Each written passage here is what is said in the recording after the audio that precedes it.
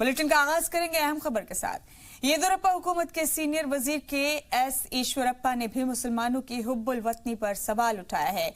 एक तकरीब में उन्होंने कहा कि वतन परस्त मुसलमान बीजेपी को वोट देते हैं, जबकि पाकिस्तान हामी ऐसा करने से अभी हिचकिचा रहे हैं। हालांकि बाद में उन्होंने अपने बयान की वजाहत पेश करते हुए सारी जिम्मेदारी कांग्रेस पर डाल दी। उन्होंने कहा कि मुसलमान बीजेपी के साथ आना चाहते हैं, लेकिन कांग्रेस उन्हें डरा रही है।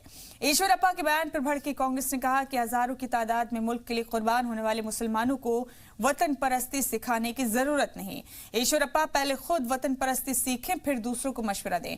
कांग्रेस ने सैलाब मुतासिब रियासत की बदहाली से लोगों का ध्यान हटाने वाला बयान इसे करार दिया। वाज़ेह है कि ईश्वरप्पा ने पार्लियामानी इलेक्शन से पहले भी कहा था कि बीजेपी से मुसलमानों को टिकट नहीं दिया जाएगा। 50,000 ಮುಸಲ್ಮಾನ್ ವೋಟ್ ಇದೆ. ಒಬ್ಬ ಮುಸಲ್ಮಾನ್ ಹೋಗಿ ಇವತ್ತಿನ ತನಕ ನಮಸ್ಕಾರ ಹೊಡೆದಿಲ್ಲ, ಒಂದು ವೋಟ್ ಕೇಳಿಲ್ಲ. 47,000 ವೋಟ್ ಲೀಡರ್ ಗೆದ್ದಿದ್ದೀನಿ. ನಾನು ಯಾಕೆ ಅಂಶ ಈ ಸಭೆಯಲ್ಲಿ ಎತ್ತಿದ್ರೆ ಪತ್ರಕರ್ತರು ಬರ್ಕೊಳ್ಳೇ ಇದನ್ನ. ಯಾವ ರಾಷ್ಟ್ರಭಕ್ತ ಮುಸಲ್ಮಾನ್ ಇದಾನೋ ಅವನು ಬಿಜೆಪಿ ವೋಟ್ ಕೊಡ್ತಾನೆ. ಯಾರು ಪಾಕಿಸ್ತಾನ ಪರ ಇದಾರೋ, ರಾಷ್ಟ್ರದ್ರೋಹಿ ಇದಾರೋ ಅವರು ಬಿಜೆಪಿ ವೋಟ್ ಕೊಡಕ್ಕೆ ಹಿಂದೆ ಮುಂದೆ ನೋಡ್ತಾ ಇದ್ದಾರೆ। हालांकि बाद में ईश्वरप्पा ने अपने बयान की सफाई में कांग्रेस को जिम्मेदार बता दिया, जबकि कांग्रेस ने उन्हें खुद वतन परस्ती सीखने की नसीहत दी। और इस पूरे मामले पर मजीद मालूमात देने के लिए फोन लाइन पर हमारे नुमाइंदे जयपाल शर्मा मौजूद हैं। जयपाल शर्मा हमारे साथ बराह रास्त मौजूद हैं, उन्हीं का रुख करेंगे। यहाँ जयपाल, इससे पहले भी ईश्वरप्पा येदियुरप्पा हुकूमत में जो बेहद ही सीनियर वजीर हैं, उन्होंने मुसलमानों को लेकर मुतनाज़ा बयान दिया है और अब एक बार फिर से उन्होंने मुसलमानों की हुब्बुल वतनी पर उंगली उठा दी है। हालांकि इसे लेकर बाद में उन्होंने सफाई दी, लेकिन अक्सर इस तरह के बयानात सामने आते रहते हैं उनके।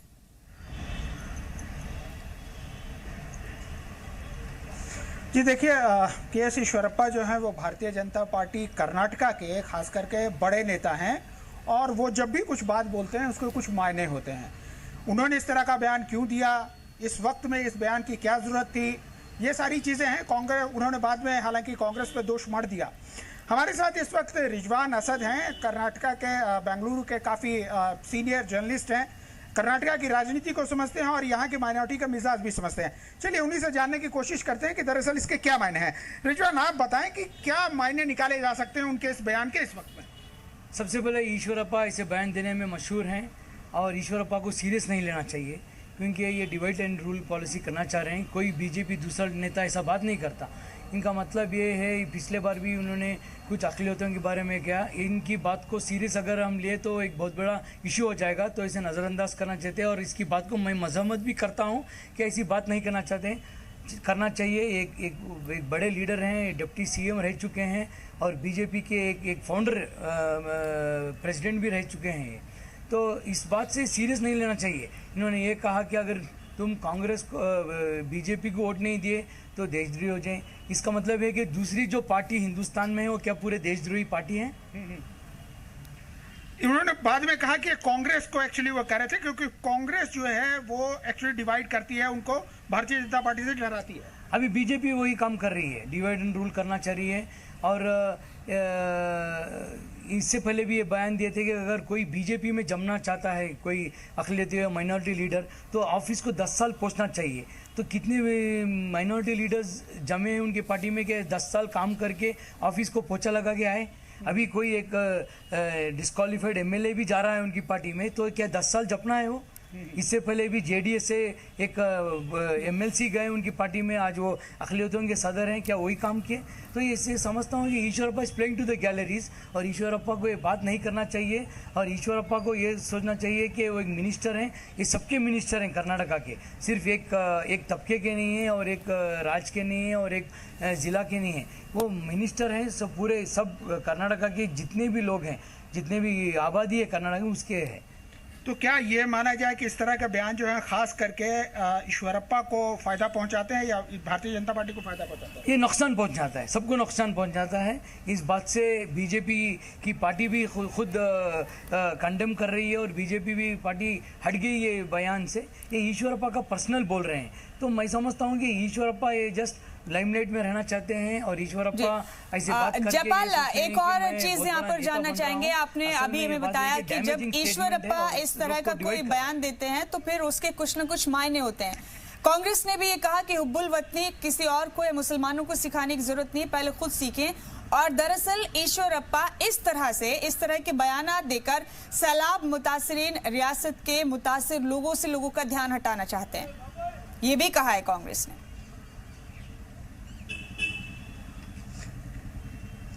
जी देखिए, दरअसल एक तरह से अगर देखा जाए तो ईश्वरप्पा इस तरह के बयान देते रहते हैं और अक्सर हाँ इस तरह के बयान देने के बाद उन्हें सफाई भी देनी पड़ती है।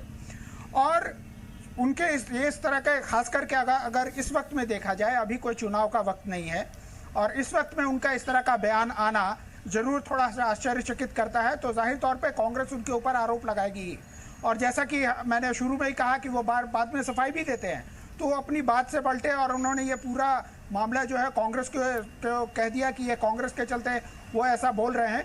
लेकिन अगर एक तरह से देखा जाए कर्नाटका की राजनीति में तो ईश्वरप्पा अपनी इस तरह के बयानों के लिए बहुत मशहूर रहे हैं। और जैसा अभी रिजवान बता रहे थे कि उनके इस तरह के बयान को कभी भी जो माइनॉरिटी जो बहुत सीरियसली नहीं लेती है, क्योंकि वो जानते हैं कि ईश्वरप्पा इस तरह के बयान देते रहते हैं। लेकिन जयपाल, माइनॉरिटी सीरियसली नहीं लेते, लेकिन इससे पहले भी इलेक्शन के वक्त में ईश्वरप्पा ने कहा था कि बीजेपी मुसलमानों को टिकट नहीं देगी। सियासी तौर पर कहीं ना कहीं कुछ न कुछ फायदे, कुछ न कुछ एडवांटेज उठाने की कोशिश जरूर की जाती है ईश्वरप्पा की जानिब से इस तरह के बयान देकर।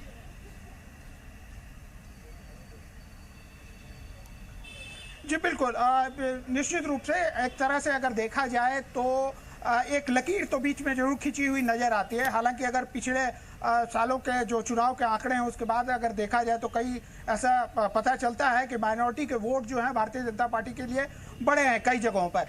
तो लेकिन अभी भी शायद कर्नाटका में उनको लगता हो कि इस तरह का बयान देने से कहीं ना कहीं उनको फायदा होता है और इसीलिए इस तरह के बयान दिए जाते हैं। शुक्रिया जयपाल आपका, आप जुड़े हमारे साथ इस अहम खबर पर। बहुत बहुत शुक्रिया तमाम अपडेट्स हमारे नाज़रीन तक पहुंचाने के लिए। जम्मू कश्मीर के हालात पर सुप्रीम कोर्ट के सख्त रद्द-ए-अमल के बाद अब सियासत शुरू हो गई है। फारूक अब्दुल्ला की नजरबंदी के बाद पब्लिक सेफ्टी एक्ट के कार्रवाई पर ओवैसी ने भी सवाल उठाए हैं।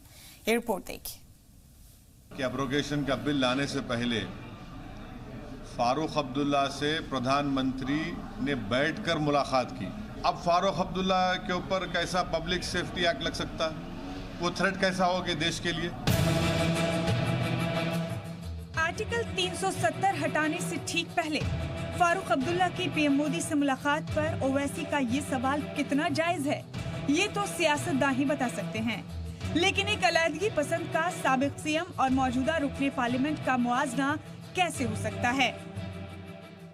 जब प्रधानमंत्री को अगर किसी से खतरा होगा तो प्रधानमंत्री क्यों मिले फारूक अब्दुल्ला से?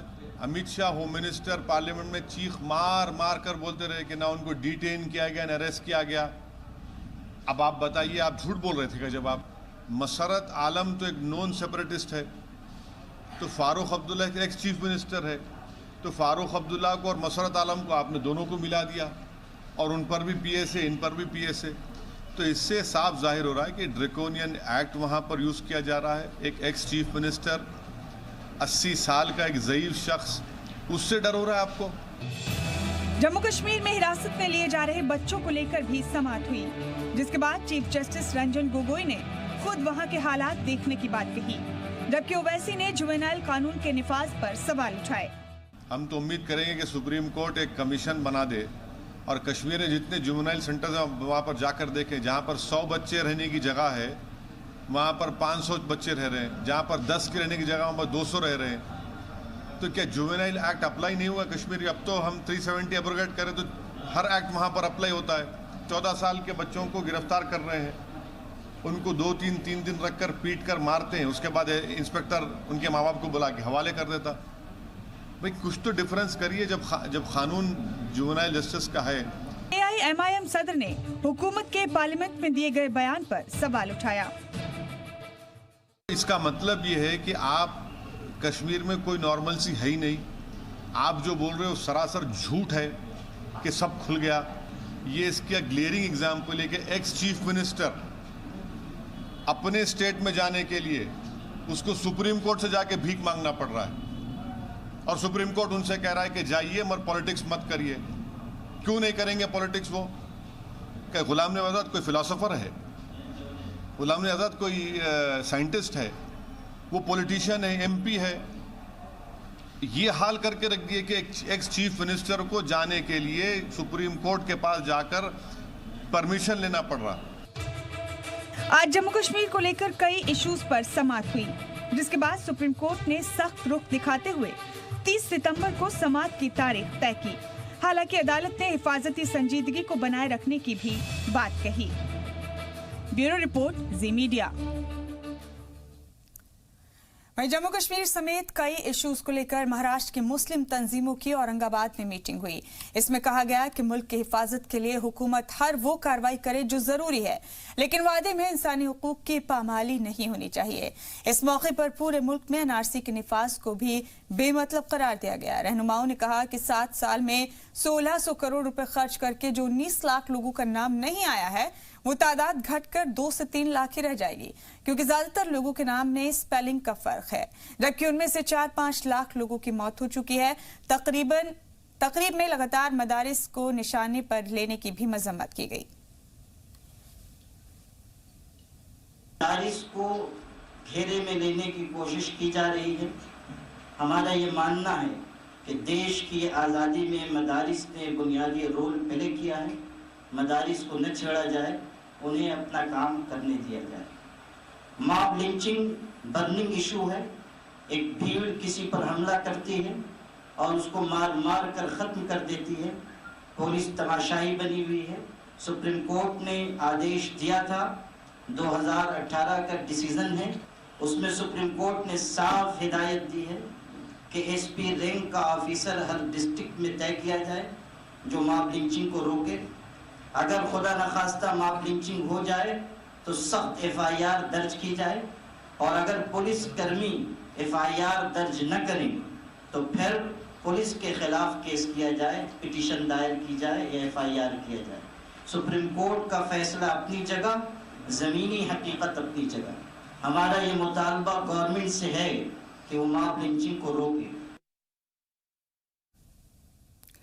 इस मौके पर मुस्लिम रहनुमाओं ने एनआरसी के नाम पर पैसे और वक्त की बर्बादी का मसला भी उठाया।